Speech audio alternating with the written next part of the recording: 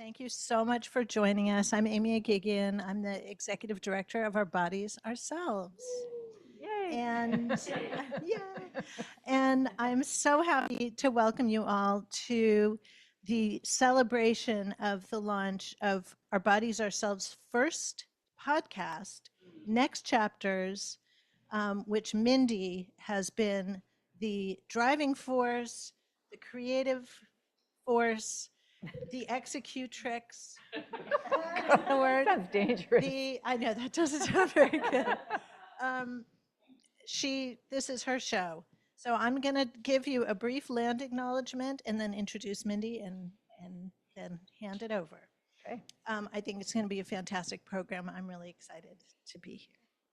So Our Bodies Ourselves acknowledges that Boston is located on the traditional unceded territory of Indigenous peoples who have been brilliant stewards of the land and water for hundreds of generations.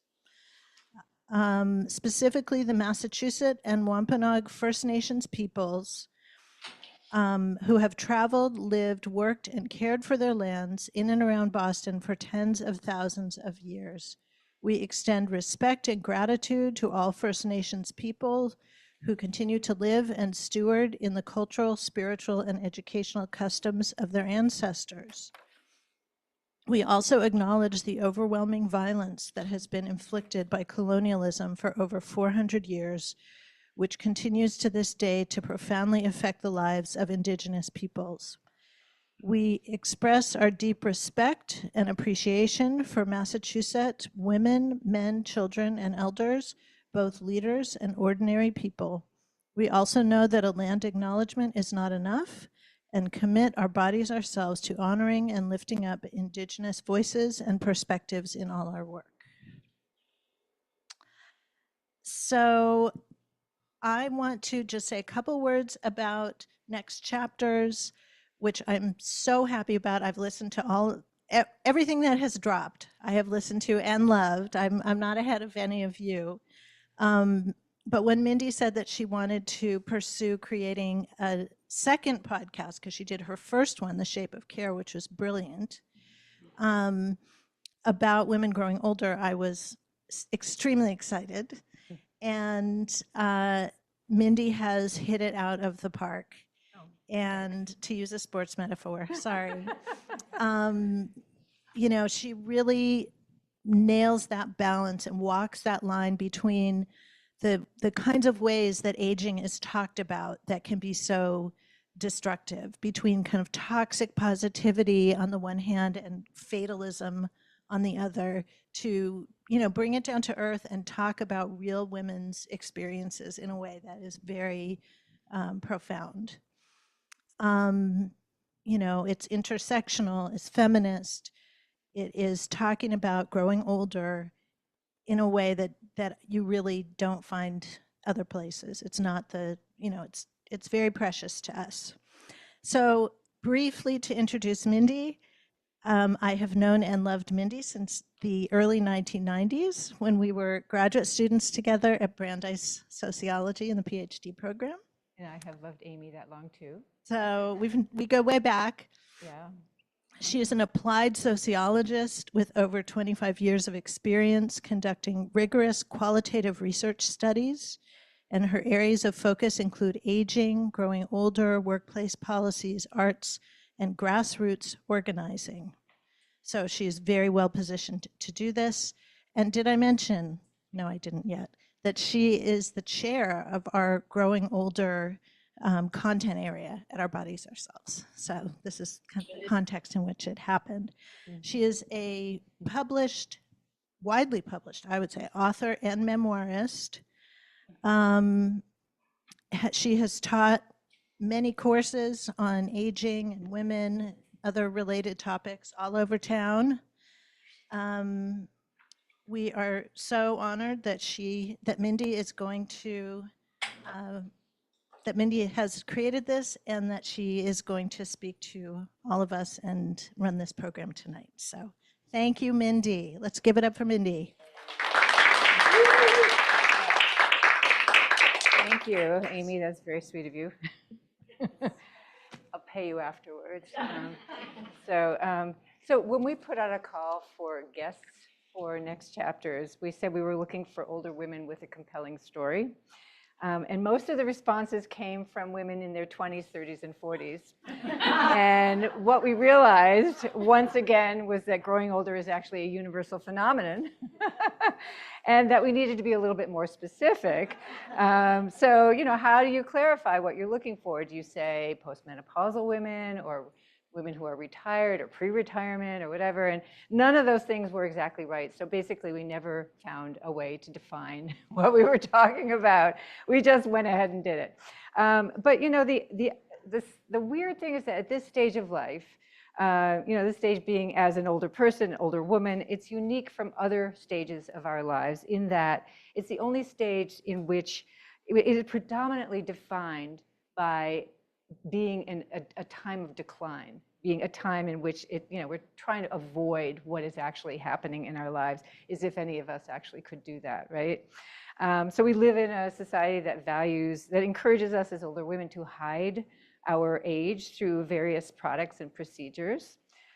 Aging is framed as a project that we need to take on as individuals, and not to look at any of the other social forces that are affecting our experiences growing older, right?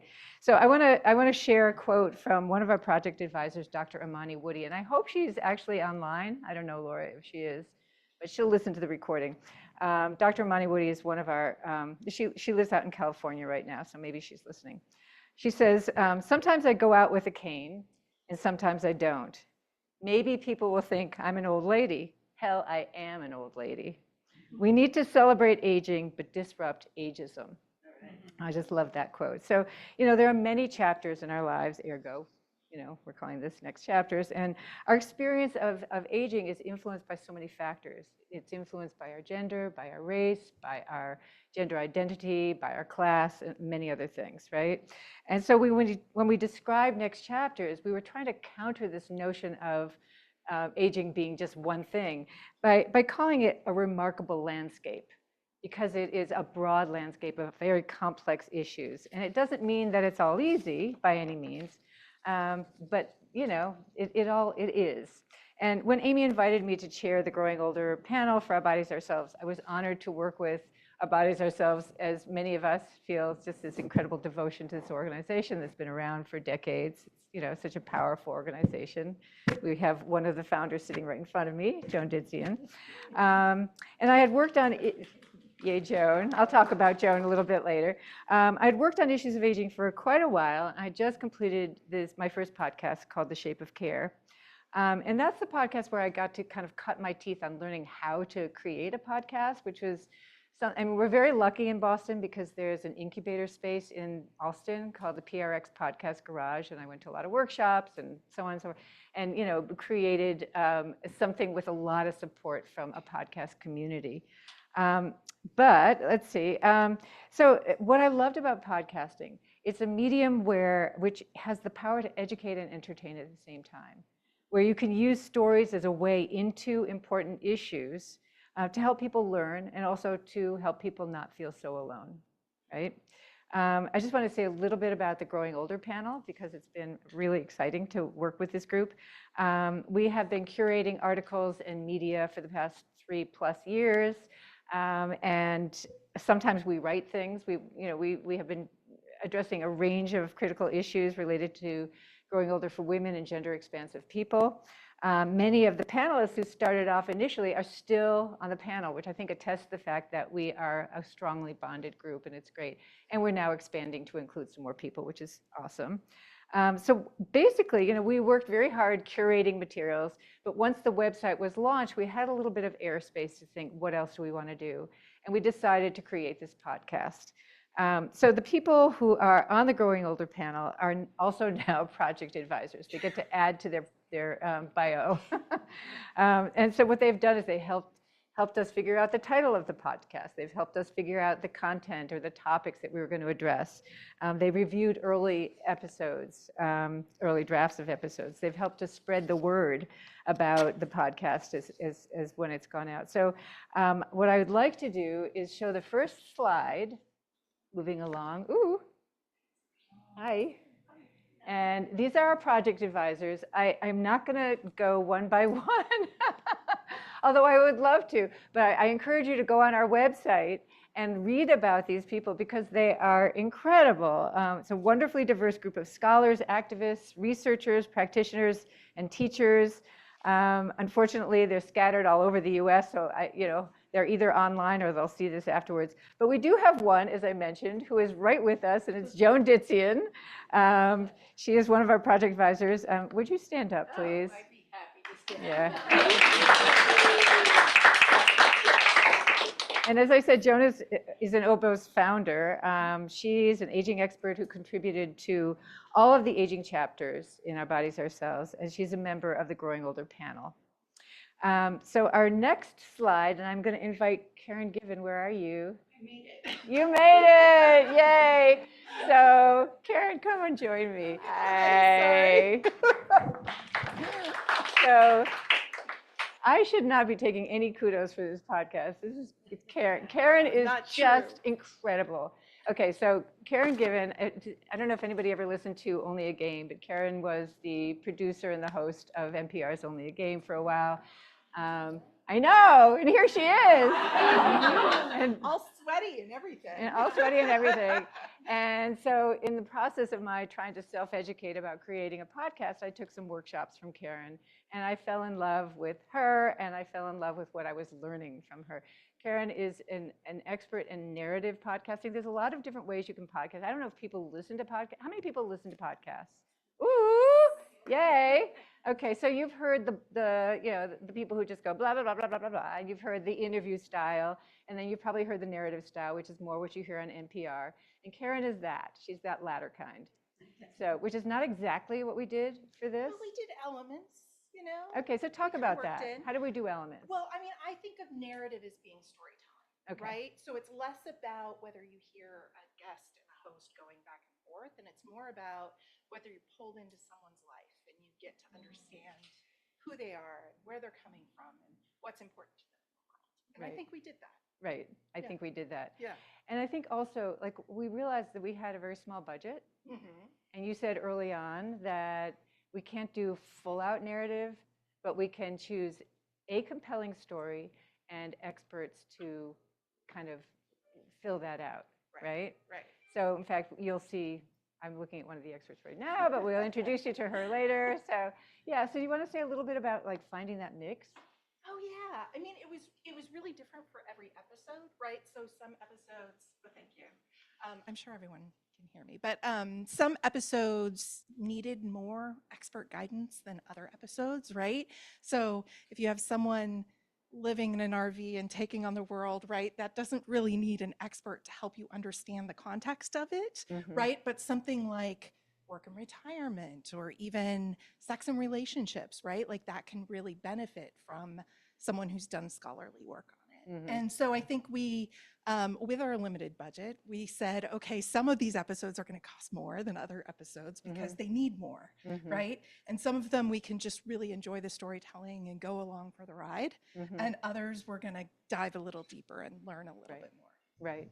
And people say sometimes like, why does it cost money to create a podcast?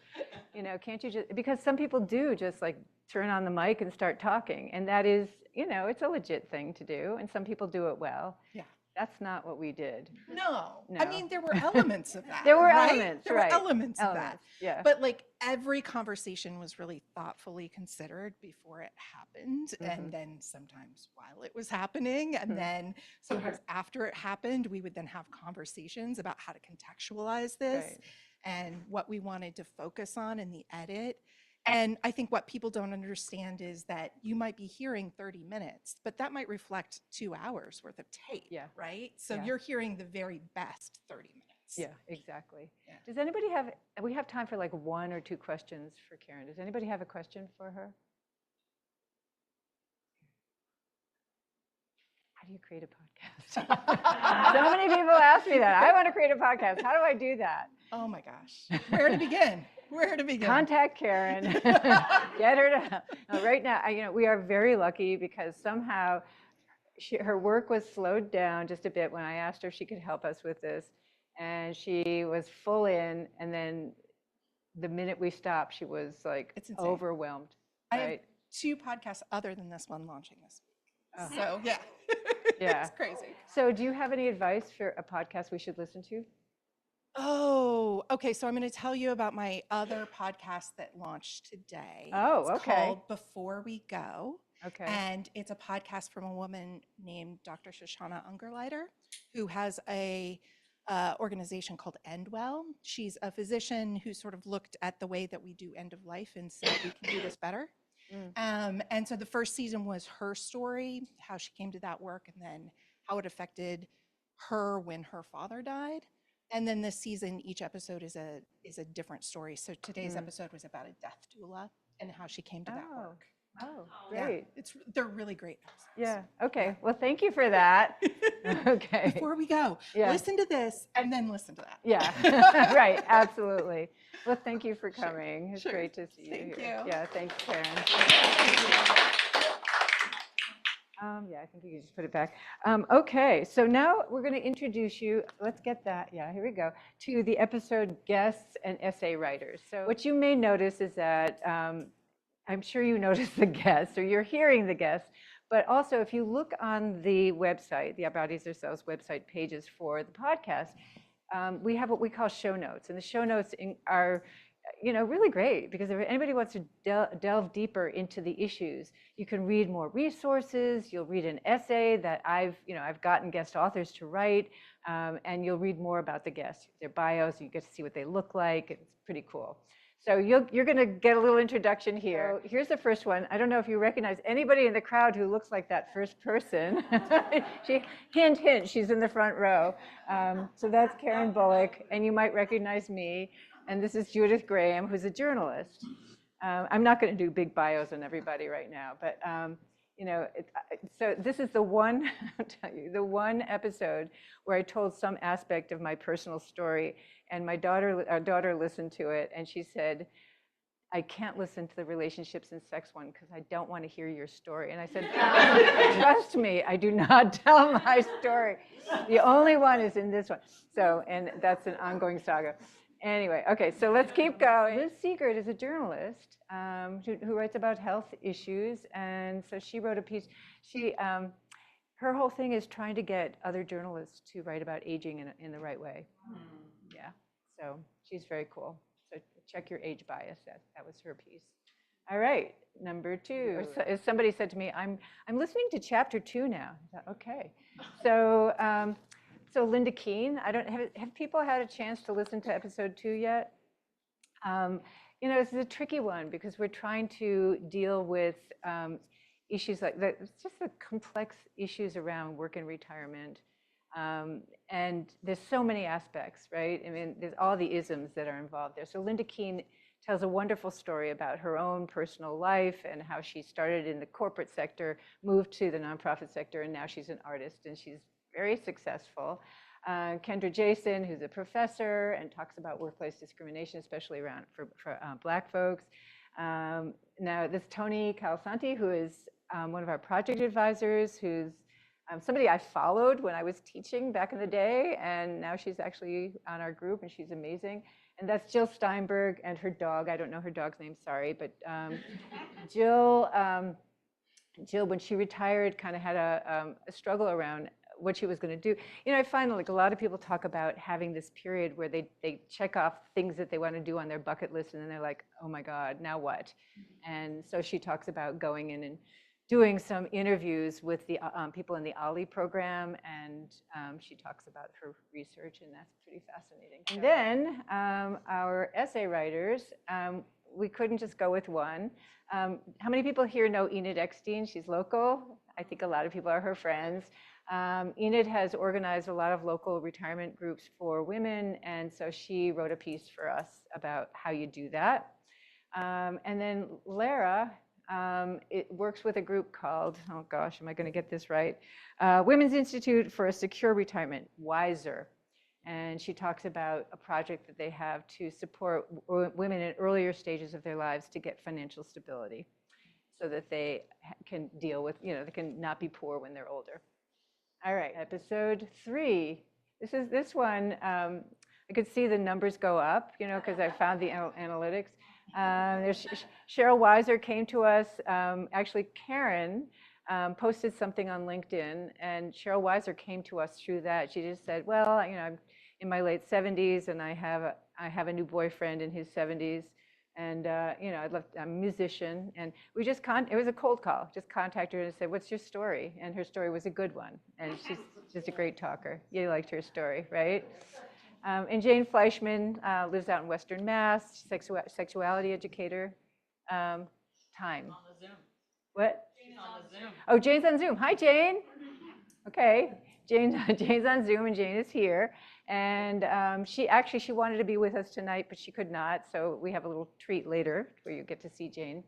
But she talked about her work as a sexuality educator, partly educating other people who are doing sexuality work with counseling and so on, but also with people in, you know, programs. So that was a fun one. People really loved that one. And then here's my friend Marcia Lazar, who years ago said to me, I really wish that I could have a support group to talk about relationships and sex. So I went to her and I said, so we don't have a support group, but do you want to write an article? And she goes, oh, yes. So if you haven't read it, check it out. She titled it, I've Had a Different Experience. You could decide if it's a different experience.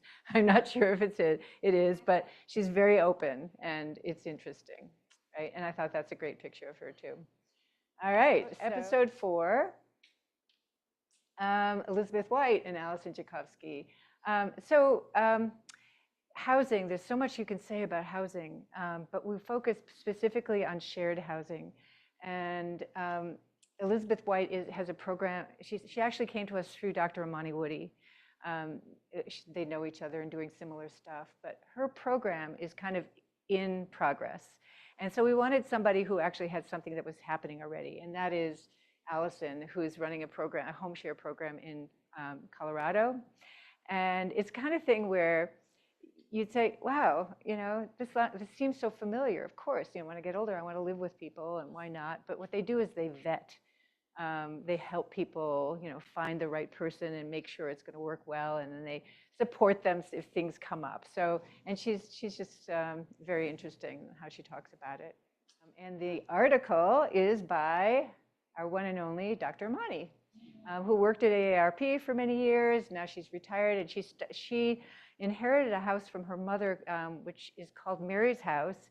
And it's a home for same-sex loving and LGBTQ folks in the Washington, D.C. area. And it's now open. And she's actually starting to work on, she just said this the other day, she's starting to work on trying to get the village movement. People know about the village movement, you know, where basically, you know, in neighborhoods, people becoming a village and supporting one another and putting money, collective money into having joint services and so on. Having the village movement be LGBTQ friendly. So I'm looking forward to, maybe season 2, we'll get her to talk about that. Okay, and then this is when the analytics went off the charts. Okay, Laura Barr, when I was doing Shape of Care, I put out a call on Facebook looking for people who I could interview, and I ran into Laura Barr with her at the time with her wife, Jean. And she said, oh, I really want to talk to you about being interviewed for your podcast. And I said, oh, what's your story? And then she kind of glanced over at Jean and said, I can't really talk about it now. And as it turned out, Jean had early Alzheimer's, and I ended up interviewing Laura many, many times through the whole process of her, you know, the decline of Jean. And this is Laura in her van, in her camper now. When Jean was still alive, Laura got a camper, and they would go camping on the weekends just to kind of lighten things up. And at the point where Jean was no longer able to, and it's a longer story, but connect, communicate, et cetera, didn't recognize her, she got in her camper and she took off for, it's been 5 years now. So Laura just tells her story of being on the road. And that's Jean. You can see a much earlier time. And that's her dog, Mookie, and I forget the other one. I don't know if anybody remembers, but, and then the article, so what I did is I put out a call for people to, can we just go to the next slide, please? Sorry, Mindy. It's okay. Yeah, I asked folks in my various circles if they wanted to submit blurbs about something they considered was adventurous in their life. And it didn't have to be flashy. So you should look at it because it's really interesting. It varies from, there's a lot of travel stories, but there's also stories about political, standing up for something. And it's very cool. And the ages of the people who responded really varied. It's everything from 60s to 90s. Like one of my favorites is Miriam and Stan Habib, who, and 94 and 96, or maybe 96 and 94, who their adventure was going to New York for, to be with somebody for a memorial service. But the adventure was taking the train and stepping over the gap of the train. Hi, welcome. Yeah. So, but and I mean that's a big deal, right? Moving along. Episode 6, nursing homes. This is the one that just came out on this past Wednesday. That was yesterday. This is Marilyn Gallucci. I never would have thought that her last name would be pronounced Gallucci, but she helped me figure that out. And Marilyn has a remarkable story. She's the president of the Gerontological Society of America. She's very down to earth and just has an amazing story about this study that she started in 2006, which is really an immersive training program for medical students who end up living in nursing homes for 2 weeks with a diagnosis of stroke.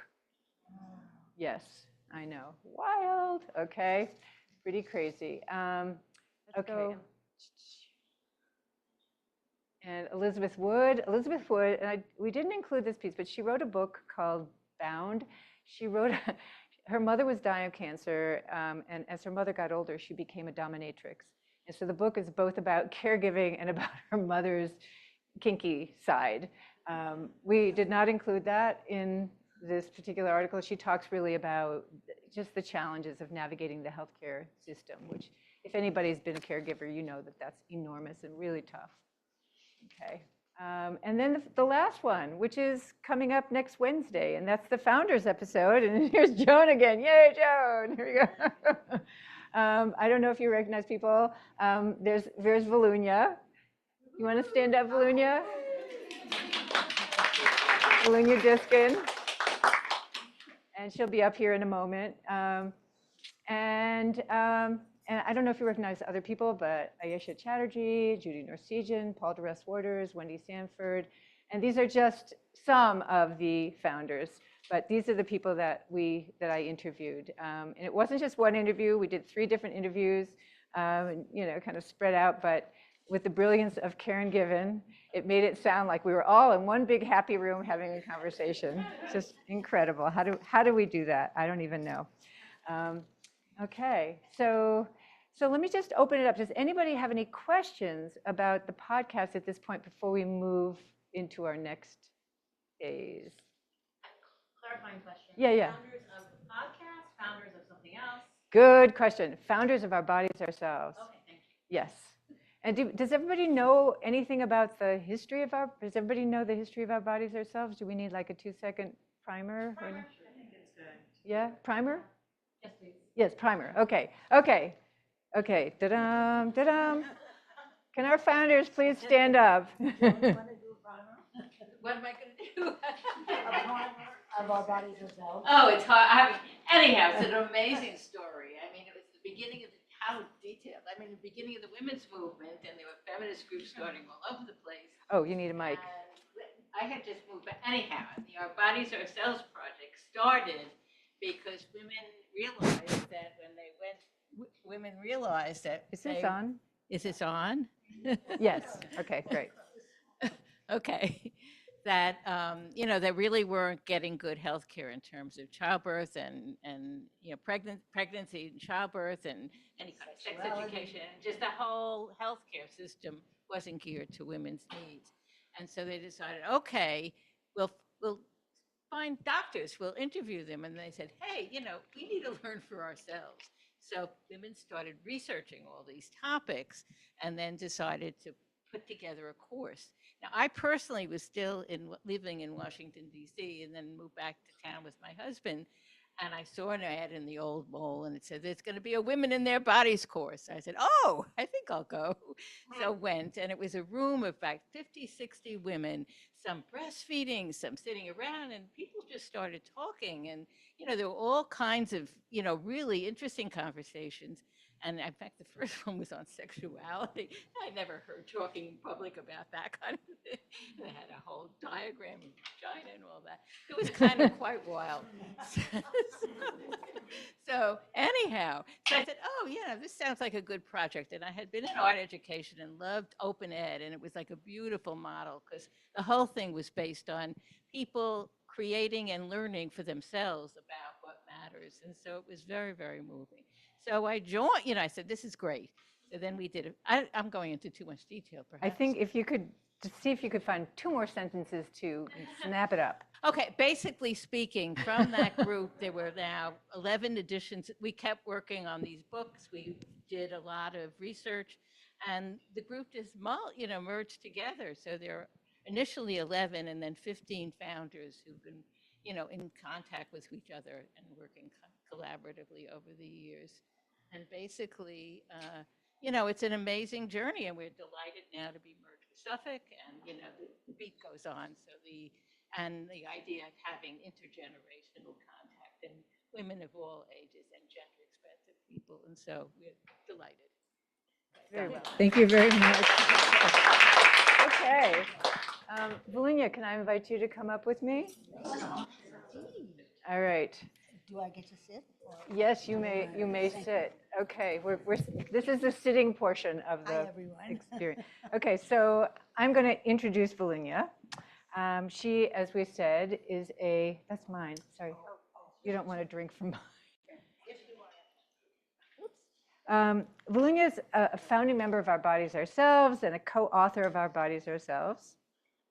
She's featured along with a group of OBOS founders in episode 7, as you just saw, which will be released next Wednesday. Her work focused mainly on international women's issues, and then later she served on the board of Our Bodies Ourselves. She's traveled extensively promoting women's health, especially in Mexico and India. She's also a lover and promoter of folk art, I have discovered, and she had a shop and gallery, which was called Vilunya Folk Art. In Cambridge. And her stuff was from Mexico, Guatemala, and Japan. All right. Finally, you may have read in the Boston Globe about Vilunya's story, which is titled "It's Like a Rebirth."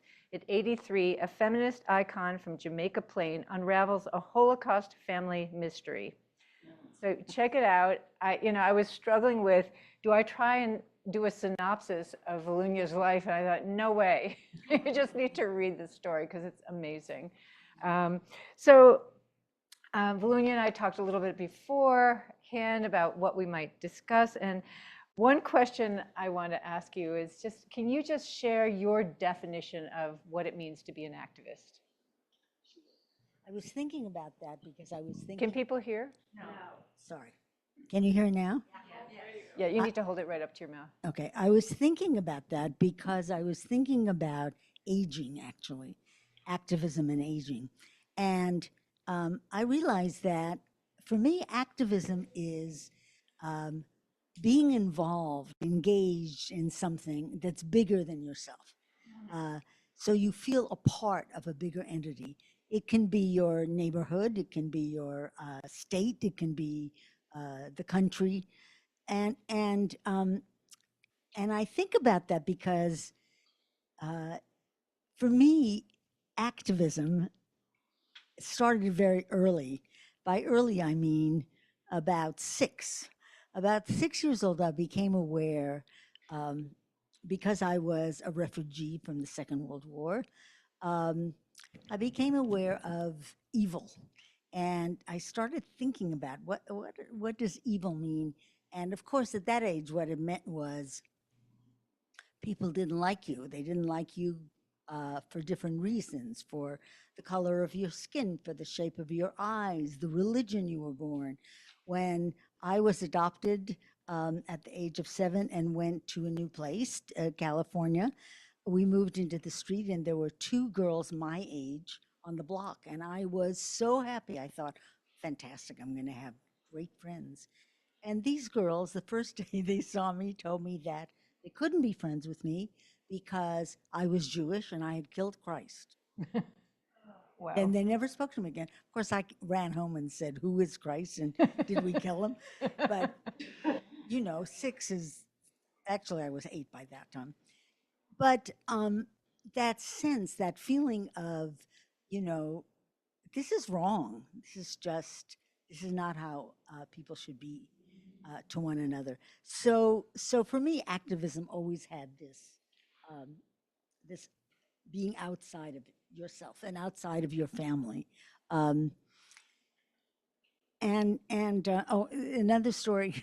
Um, I think you can be very young and be part of this. In my 6th grade, there was a mock UN session, and I was given the argument. I had to argue why the United States should accept refugees. And this was very close to me, obviously. So I made this searing argument. And I ended up by saying, really, we all have to watch out for one another because we're all human beings. And it wasn't until much, much later that I realized that was the identity that I felt the strongest about. And so many people didn't. I was really an outlier until I became active politically, until the civil rights movement and the anti-war movement and the women's movement. And then I found so many groups of people who had the same values, who fought for the same things. And, that was wonderful. There are always people who will do the right thing and will fight for the right causes. You just have to find them. They don't seem to be enough of them around, but we're working on that. So one of the things that you talk about in the episode is just trying to find a balance between doing the things that you feel are important to do as an activist and also caring for yourself as somebody who is growing older and doesn't want to or doesn't feel like you can do every single thing. Exactly. Actually, that's what I was thinking about, these two things. I've been thinking about this a lot for the last year. So I think that being an activist is very has many I can't think of the word. That's one of the things about aging which is incredibly frustrating. You're looking for a word, you have it, and it doesn't come till 20 minutes later. But there's a comparison in my mind between activism and aging, and it helps to have been or to be an activist while you're aging, I think, because some of the same things happen over and over again, like having a group to talk with about things that come up, about not being able to walk as fast as you used to, like passing a window and not recognizing yourself until a few minutes later and thinking, whoa, that was me. There's a lot of loss with aging, but the loss is the loss of your former self. Who you have been about in different stages, but really, it's not so bad because you're creating a new self. It's difficult, I think, because it's hard to let loose of things that are familiar to you. But I find that just like in activism, if you get a group of friends and you talk about what you're feeling, you talk about what you're going through, you share that, and they tell you what they're going through, again, you feel like the isolation is minimized, and you feel like, okay, I'm not the only person that's going through this, and I can learn things. And I have things to give. For instance, exercise. I know exercise is very, very important, and I'm 1,000% for exercise. But somehow I can't seem to integrate it in my life the way I should. But first thing I did was I said, okay, now I'm in my 80s. Um, I can get a personal trainer and learn how to do these uh, exercises the correct way, and then I'll do them by myself. Well, not quite, but my solution was to have the trainer twice a week instead of once a week.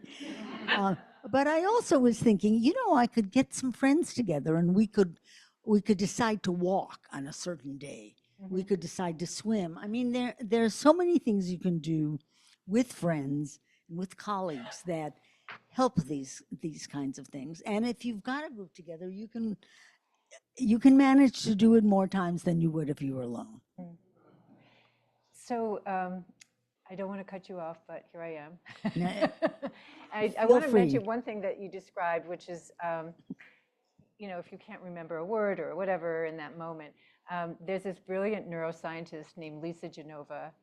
You need to check her out, and I hope in season 2 we interview her. She wrote a book called Remember, and she calls this problem a tip of the tongue problem.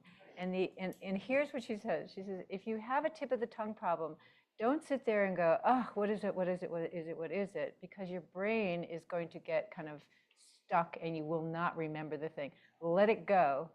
And then once you let it go, the thought will kind of have space to come in. So, and believe it or not, I have found that works. Me too. Yeah. Me too. I'm talking with a friend and I'm very busy making an argument, which I think is brilliant at the time. And then, comes the point where I'm about to bring all these things together and I can't think of it. And I've now learned to say, oh, I can't think of it right now, but I'll think of it soon and Yeah. I'll let you know. Yeah. And sometimes, right, it's that when you let go of that anxiety, it happens. And sometimes it doesn't. I mean, Sometimes it takes me 3 days. It happened to me when I was 13 years old, because I came from a family where there were 7 men and 2 women in my father's generational level, and they all screamed at each other. That's how they conversed. And at one point I screamed, I have something to say, and they all got quiet and I couldn't remember. Right? So, Right. even a 13-year-old can forget. So, okay, well, thank you so much. Always to talk with you. All right. Karen, come join us. Here you are. Now, it's so funny because, I'm sure you've all had this experience where you have, I'm going to repeat what I said earlier. You talk to somebody online a lot and you have an image of how tall they are. So I thought Karen was going to be like a giant, and she's not. So, but she's a giant in my mind. So there you go. Actually, she said people, then they're taller than they are. And so I said to her, she's like, usually they're short. And I said, did you think I was shorter? And she said, no, I thought you were taller. You were hoping, right? So Dr. Karen Bullock is the Louise McMahon Ahern Endowed Professor at Boston College's School of Social Work, and also she's on the faculty of BC's Global Public Health. She is featured in episode 1, Confronting Discrimination in Healthcare, From Disrespect to Denying Treatment. Karen is a licensed independent clinical social worker with mental health practice experience, and she also has experience in health disparities, health equity, serious illness care, aging and gerontology, hospice, palliative, and end-of-life care decision-making. Oh my God, this is like an amazing scholar. In episode 1, you say that you first became interested in working on issues of equity in healthcare because of your experience as a caregiver for your mother, who was diagnosed with stage 4 metastatic lung cancer. And she lived for 4 months from diagnosis to death, right? And you said, and I'm going to quote you here, while I was on that journey with her as a caregiver, I realized just how much health equity matters. And I realized that there are many cultural groups here in the US that do not have equitable access nor equal access to healthcare. So I would like, if you could, to explain the difference between equitable access and equal access. Sure. And I'll start by saying I'm also an older adult. Could you, I think you I need said to- I'm Also, I think it's on, but maybe just hold it a little close. Yeah, there you go. Okay, I said I'd like to also start by saying I'm an older adult. So I am in my 60s and my baby is 30 years old. So I just want to say that.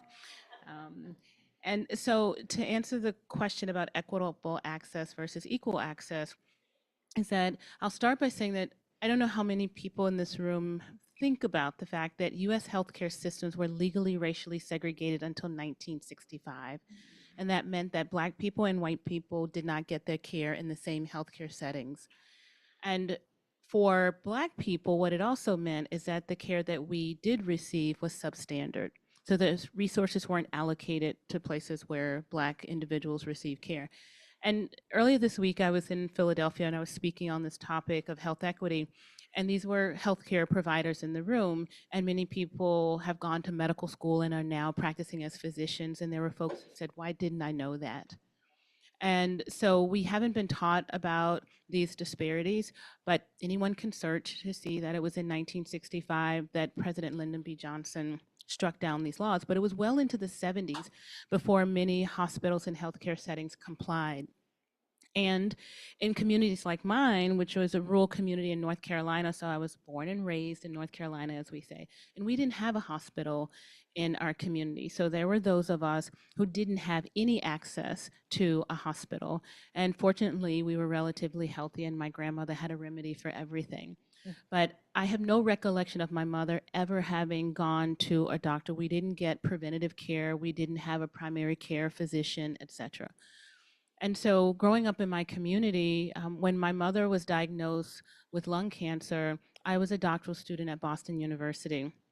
And I remember my mother calling me to say that she had been sick for the past few days, and my mother was still working actively every day, and she had missed some days from work because of this pain she was having in her chest. And fortunately, her job required a doctor's note to come back to work after a few days. I've never worked in a job like that, but it serves its purpose to require this because my mother would not have gone to see a doctor if this wasn't a requirement to go back to work. She didn't have a primary care doctor. And so she had to find a doctor to evaluate her so she could get this note to go back to work. Well, the doctor who evaluated her found a spot on her lung. And so she called me and said, oh, the doctor found a spot on my lung. And I remember, actually, I was living in JP at the time we were talking about JP. I remember exactly where I was. And I started to think, like my mom, we're always optimistic. Oh, well, you know, I'm sure he'll tell you what it is and you'll get to go back to work. Well, she never got to go back to work. And my mother died at age 67. So, you know, this equal access and equitable access has to do with the fact that now in current day times, we don't have the same structural barriers that says because of your race, you can't go to this hospital. So we essentially have equal access. Anyone can go, they're not denied the health care, right? But the equity in the access is that not everyone needs the same thing. Not everyone is starting at the same place. And so equity is about making adjustments where needed so that people can actually get the care that they need and not the care that's provided simply because someone else has decided that that's the care they want or need. And so I often talk to my students and colleagues when I'm presenting on this topic and ask about care for patients and families. And many people will say, I treat all my patients the same. Well, I'm not really sure what that means, but not everyone needs the same thing. Not everyone engages in the same way. Empathy doesn't look the same for everyone. Sympathy doesn't look the same for everyone. And so when we're thinking about how we're functioning, how we're carrying ourselves in healthcare, how we're presenting and engaging our patients, we might be missing an opportunity to provide the best possible care that someone should have because we're operating through a paradigm that we've been educated and trained and told that this is what everyone should get. And that's working really well for some people. And we should continue to provide the care that's working well for people. But equity is about making adjustments where needed so we can do what we say in social work is meet people where they are. And not everyone is at the same place with what they need and what they want. But we can't meet people where they are if we don't know and understand where they are. So equity is about making adjustments where needed, and equal access is about the fact that people can access a setting, but they might actually need something different. And whether we're willing to make those adjustments or can make those adjustments will determine whether or not the care is equitable. Thank you. Awesome. Amazing. So I just want to follow that up because, well, you didn't really talk about this in the interview. Your most recent research and publishing has been about equity in palliative care and hospice care. And can you just share some of your findings from that research? Sure. So I'll start with just in a general sense, because I don't know what folks know about hospice and palliative care, because hospice is a fairly recent phenomenon in this country. And so hospice is a philosophy of care. So people hear of it and they think, oh, that's care for people who are dying or at the end of life. Or people think hospice is a place, like, oh, they went to hospice. But hospice is the philosophy of care, and it has to do with treating the symptoms. And so there is not the same attention to sort of reversing the course of the illness, if you will. So a person who receives hospice care is generally at end of life, and it requires a doctor, requires a physician to determine that the person is going to live as long as 6 months. So you have to have a 6-month diagnosis, but that can be reevaluated after 6 months. But that's what makes you eligible for the care, is a 6-month or less to live. But with palliative care, it's about attending to the symptoms or addressing the symptoms, but a person can receive palliative care at any time across the illness course. So you do not have to have a 6-month diagnosis. And so what I often tell audiences is that if you think of hospice is about palliation, it's about treating the symptoms, but palliative care can be provided at any time across the life course. So to distinguish between the two, hospice generally is about end of life care. So if we think about advanced care planning, so advanced care planning is what you do when you engage in conversations about what would you want to have happen at end of life, right? So we're not sitting around at home with our family saying, hey, tell me, how you want your life to end. Like, we're not generally having those conversations, but they're really important conversations to have, because I've often been in situations where I'm caring for a family. We get a call, the person's in the emergency room. I spent a lot of years working inpatient and outpatient settings. Right now I have an appointment at Dana-Farber Cancer Institute, so I'm there a couple of days a week. At any rate, so when we have these conversations, if you're in the emergency department, you get a patient that comes in and they can no longer speak for themselves. And so the team has to decide, who do we call? Who's going to make the decision for this person? You would want to have had that conversation and not just assume that whomever is your next of kin is the best person to make that decision for you. Because I'll try to speak rapidly because I have only a few minutes, but we've had a circumstance in which a person comes in not able to speak for themselves, and the next of kin is actually the spouse whom they've been estranged from for years. So legally, that is the person that the hospital is going to contact, because for risk management reasons, legally, that's your next of kin. But you don't want that person to be the one deciding, right? Because you've been estranged for several years.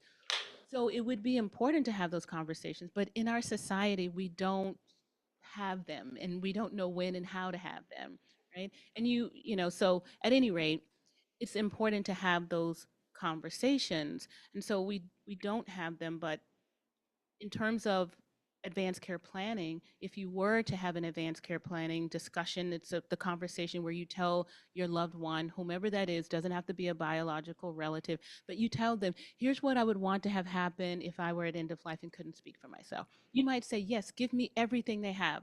Intubate me, give me all the treatment. Someone else might say, I don't want any of that. Just let me go.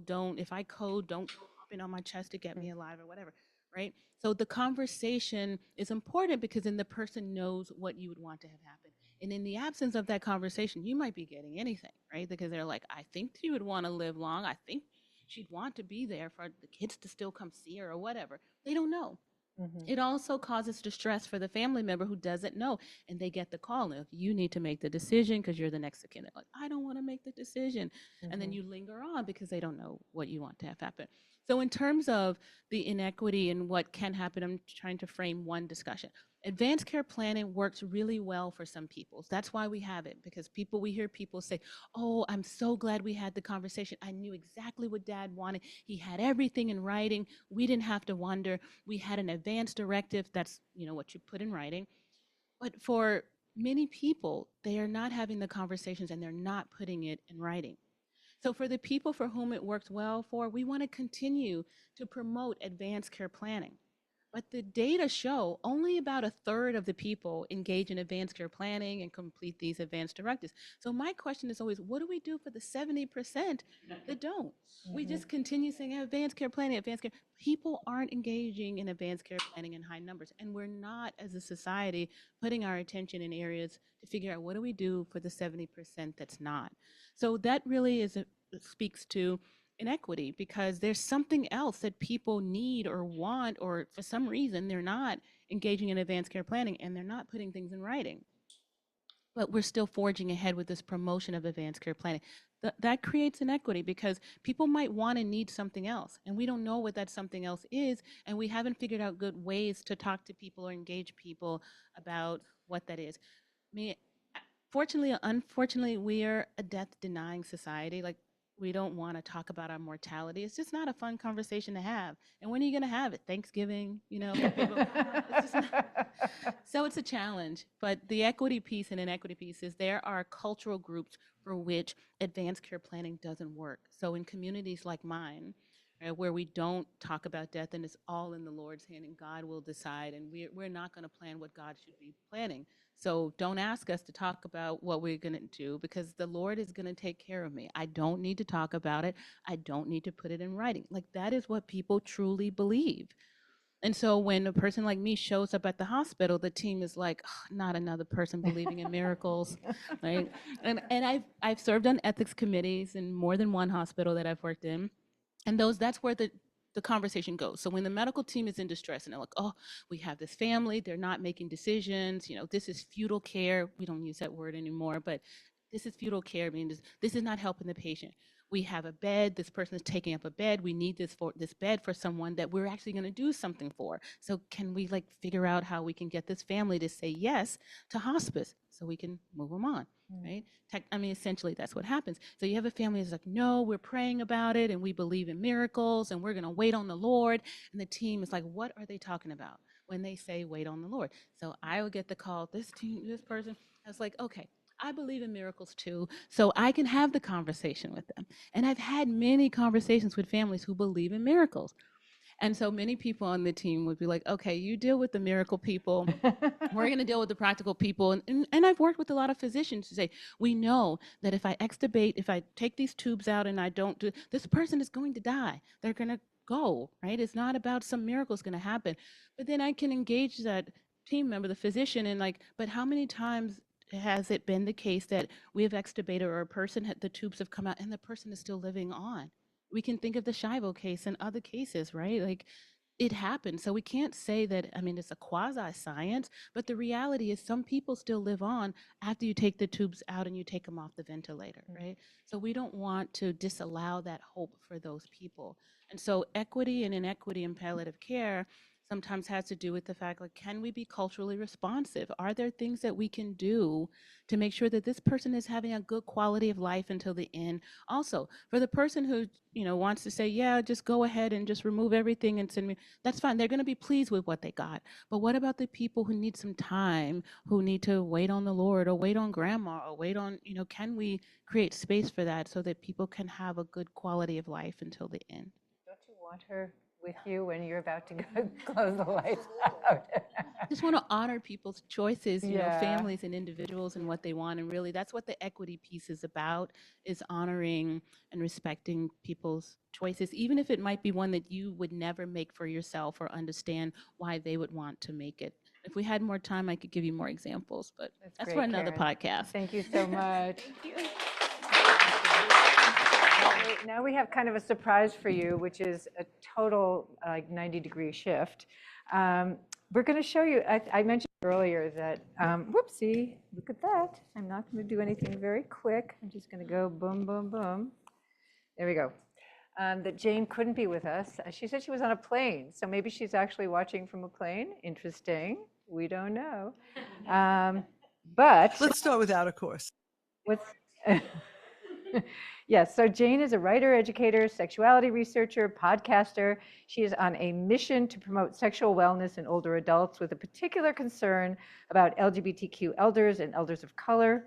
She co-hosts a regular podcast on sex in the second half of life called Our Better Half. And she recently completed a popular TEDx talk called Is It Okay for Grandma to Have Sex? We're going to just share this clip with you, and then we'll talk a little bit more. Let's start with outer course. So, first of all, Mindy, outer course is not a word. I mean, it's a word, but I don't think you'll find it in Merriam-Webster. But it was coined about, I don't know, over 25 years ago by a sex therapist. And we use this term to describe any kind of sexual pleasure you might be able to derive that doesn't include penetration. So penis in vagina intercourse is what many people think of as the definition of sex. And so this term is kind of this liberating term, right, Mindy? It's like, oh, wait a minute. Oh, there are other things I like to do. In fact, sometimes more. And in fact, sometimes as we get older, that feel better and are more possible.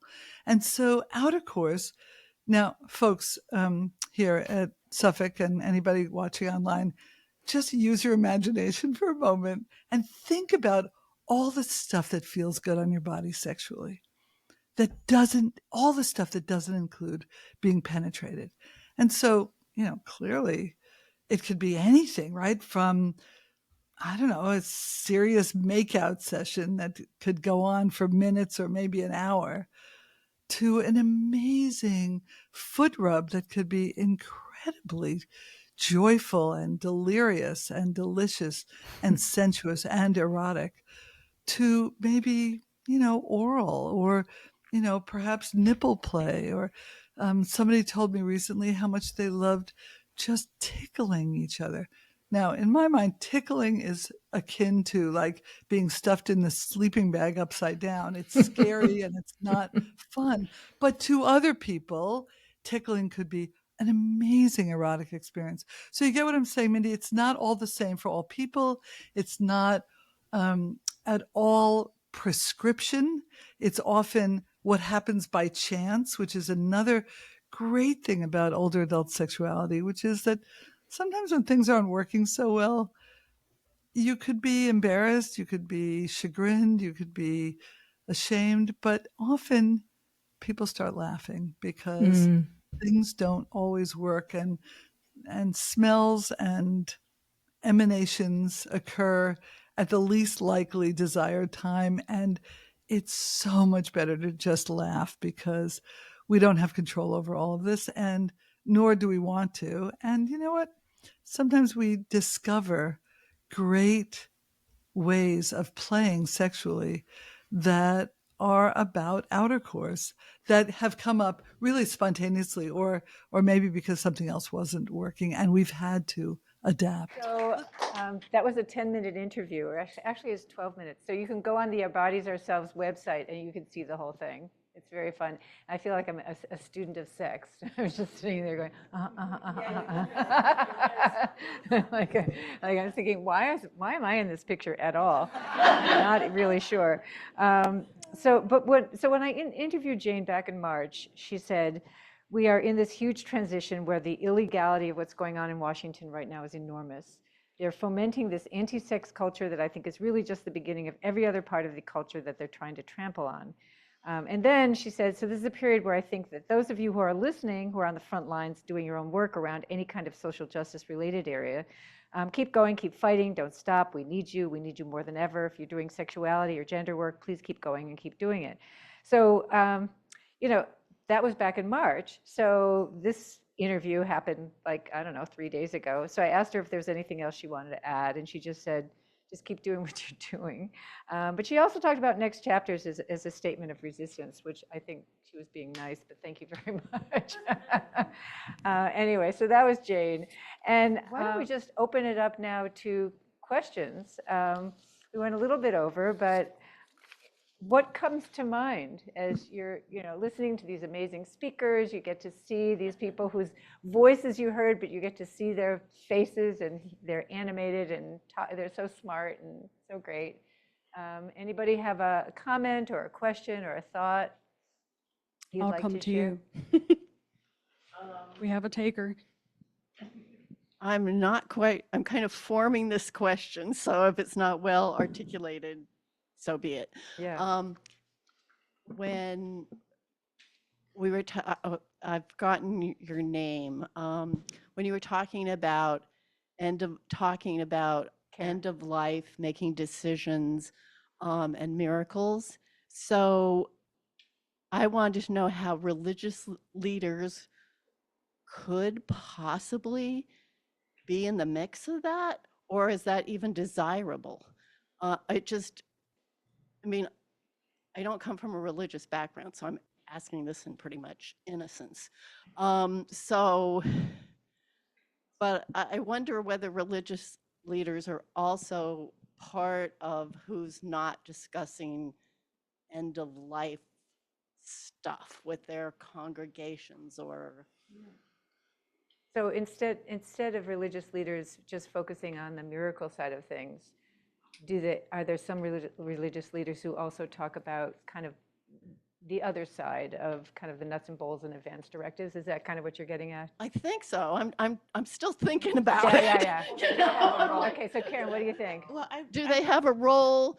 They do have a role. I will say they do, and they can have a role. And I'm just sitting so that I'm not standing up over people, Yeah. but they can and they do have a role depending on what the patient and family wants. So there is a spiritual care component to end of life and palliative care. And it's a pretty standard option for people who want it. But I've also been involved in care for families who don't have a spiritual side. And so we don't force it. People don't have to start thinking about spirituality simply because they're at end of life. We do find that some people who were spiritual earlier in their life might be spiritual, might return to that when they haven't been like during their adult years. But it really just depends on what the patient and family wants. So if someone says they want it, then usually it can be provided. There's a chaplain or some spiritual care person that is accessible by the team. Some hospitals have those people on staff. They might have a chaplain on staff. They might have a chaplain on the team. Others will say, we welcome you to have your spiritual care person involved. It's really important at all times, but especially if the person is at end of life or nearing end of life, because we want to make sure that people prepare in ways that are going to be meaningful for them. And so different cultural groups prepare for death differently. There are rituals that people are involved in at end of life, and we want those to be a part of the care. And we also, in hospice and palliative care about the bereaved as well and offer services for the family even after the patient is no longer with us. So it really just depends on what the family wants, what the individual, if they can speak for themselves, and if they cannot, what those persons who are their what we call healthcare proxies, are requesting for them. Okay, so I'm thinking maybe a little bit further back, like, are there, if you're like a minister or somebody like a minister, do you approach with your congregation at some point about talking about these things? Thank you. Well, what I will say is we do find that for people who are religious, because religion, I feel like I know I don't have a lot of time, but spirituality and religion aren't necessarily synonymous. Religiosity is generally the practice of like doing things, going to a temple or a synagogue or church, but you can be spiritual and have an existential sort of belief and never practice anything that's religiosity. And so if a person is religious and they are affiliated with a church or a synagogue or whatever, then we do find that they tend to listen to those people first and foremost and get counsel and from those individuals. And sometimes we have found that those individuals, they're trained, they're spiritual, but they might not be aligned with the healthcare system, and they might have their beliefs about foregoing medications and treatments. And we do see that. And some religious leaders will say to persons in their congregation, you should pray and not take those medications. Like that really does happen. Yeah, it does. And they say if your faith is strong enough, you don't have to worry about this. And this is part of the reason why individuals come in and say, well, I'll pray about it or I'll do whatever. And no, thank you for your medications.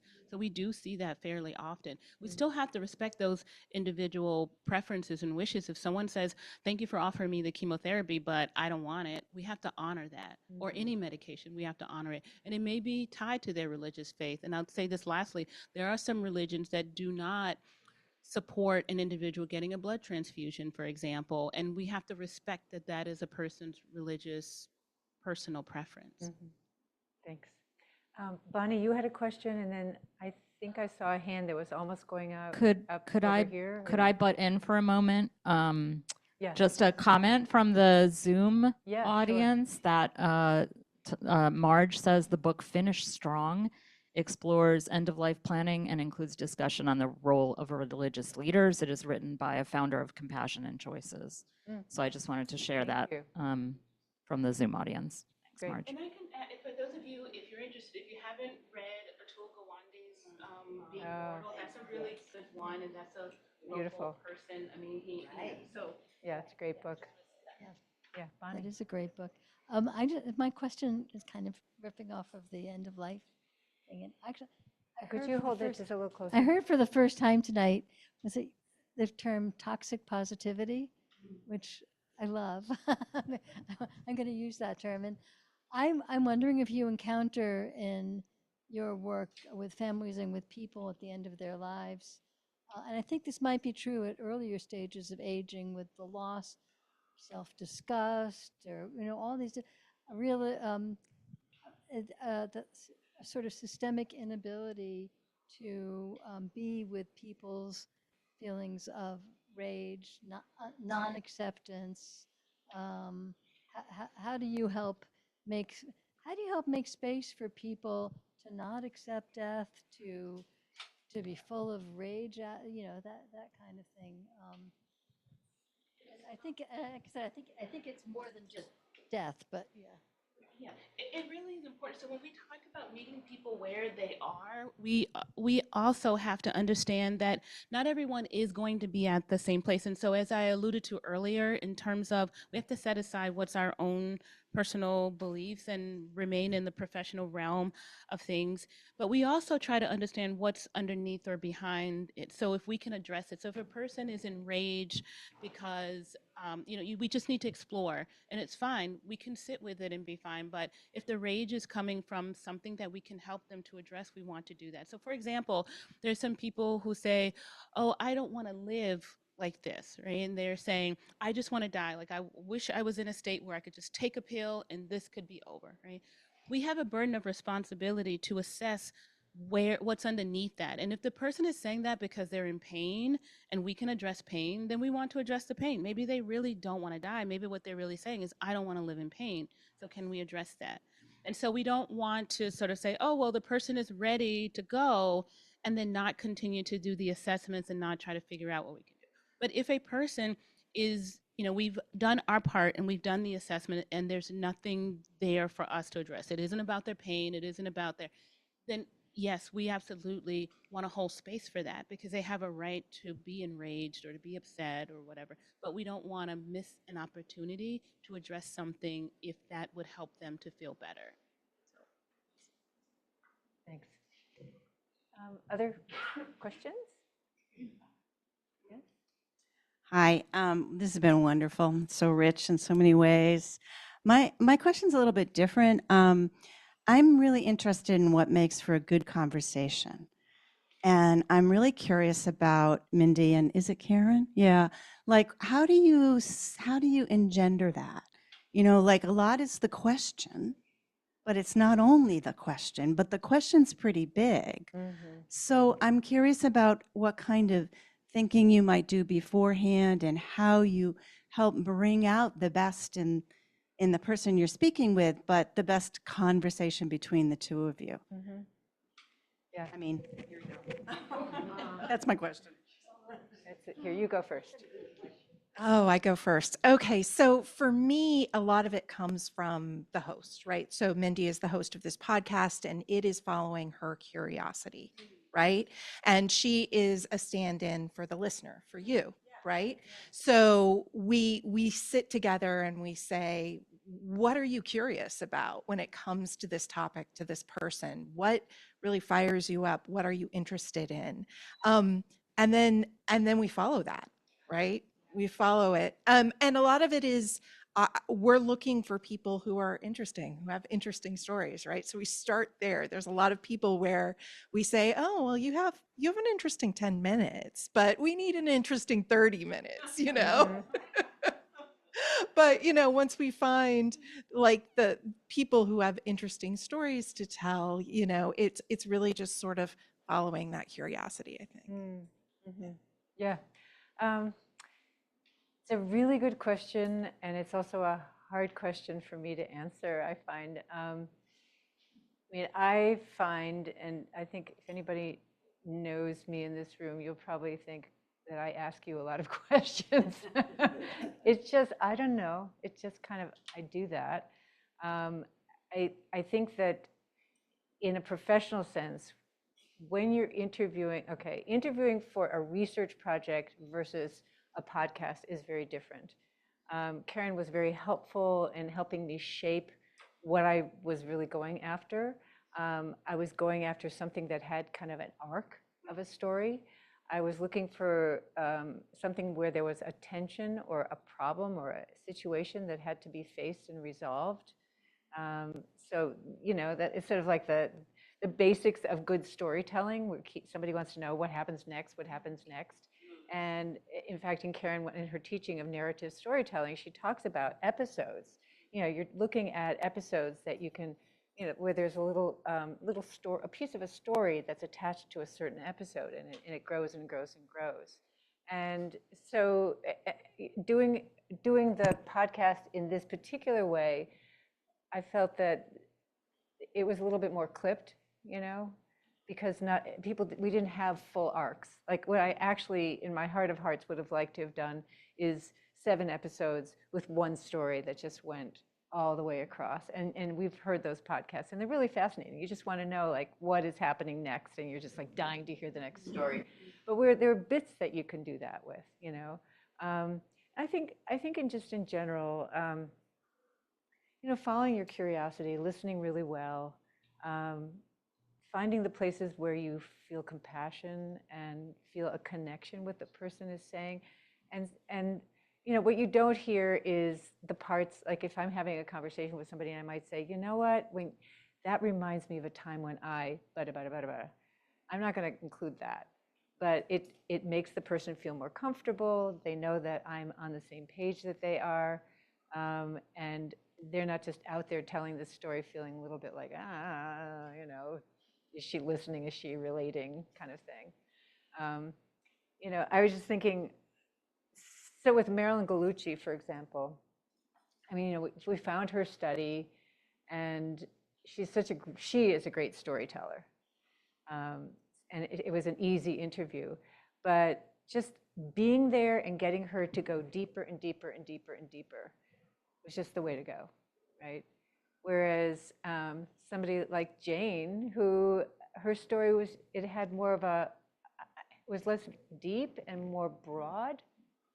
You know, all the different places where she's done this work, she has an approach and an ideology and a mission.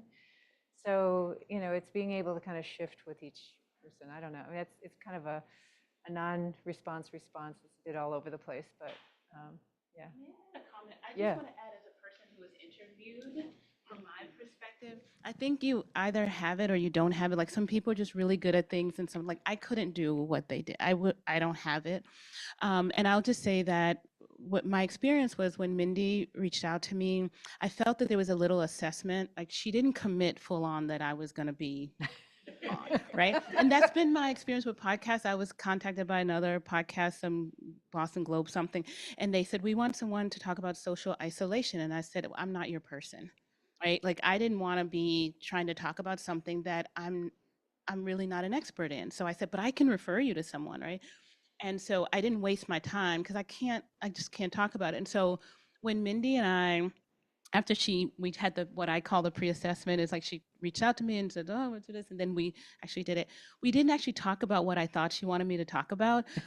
So, I mean, just because she, with your skill and knowledge and expertise, I was allowed to talk about things, and it ended up being something that she could turn into a story. But when we first started out, I didn't know that I was going to be talking really about what I was talking about. So I just want to say there's something about the people having the expertise to know they can see things and know things I wouldn't be able to do it. And so I think, I don't know if it comes from experience or where it comes from, but I know I don't have it. No. Well, I mean, I think in your case, because you're an intellectual, but you also have a personal story that's driven your intellectual pursuits. And I felt like I was a little like on the edge, like I don't know you. I didn't want to push you to talk about something that wasn't comfortable for you to talk about. And yet what inspired you to do this deep, very deep research and kind of passionate work that you do is an experience that you had personally with your mom. And she was able to draw that, Mindy could draw that out, because that's not, I mean, it wasn't scripted. And so I didn't know what I was going to say at any moment as we were talking. I just spoke from the heart, and then she took it and turned it into something. I don't know what she turned it into, but something. Yeah, Randy. Can you do more podcasts? Like, is 7 the limit, or can you keep going? Well, the 7 limit here. The 7 limit had to do with the budget, unfortunately, and so Our Bodies Ourselves was very generous and gave me a chunk of money to kind of get started. But then I did an Indiegogo campaign to raise some funds. It is my least favorite thing in the world. I don't know, has anybody ever done this? Like used one of these platforms? Oh God, it's miserable. I mean, you're like lambasting your friends and begging them to give you money. All right, so we can all give her some more money. Right, thank you. So yeah, it's not a pretty picture. So basically, we do have a donate button. If you look at, this is not scripted, but thank you. If you look at your bookmark and you see the QR code, you can go on the website and there is a donate section. And we welcome donations. I'm already starting to think about what we want to include in the next season, and we have some really cool ideas. And I don't want to put you on the spot now, but if you have ideas, please be in touch. And it's info@nextchapters@gmail.com. And in fact, it's on, I don't even have to say this because it's on the card. Yes. Just one more question. Leslie. Just one more question. Yeah, please. Let me give you so people can hear you. Unless you were wrapping up.